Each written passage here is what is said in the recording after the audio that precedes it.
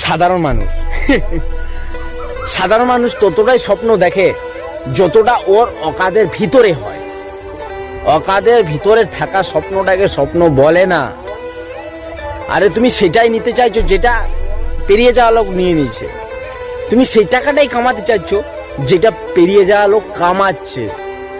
এটাকে স্বপ্ন বলে না। আরে স্বপ্নর তো কোনো লাইনেই নেই। আমার মতো মানুষ কিভাবে করবে?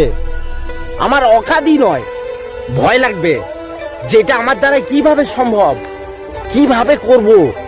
আর যদি তোমাকে এরকম মনে না হয় তাহলে আপনি স্বপ্নই দেখছেন না।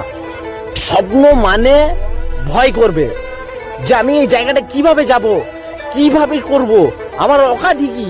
স্বপ্ন সেটা হয় যেটা আমাকে চ্যালেঞ্জ করে, আমাকে ভয় দেখায় আর বলে তোমার যদি অকাদ আছে তাহলে আমার কাছে পৌঁছে দেখাও।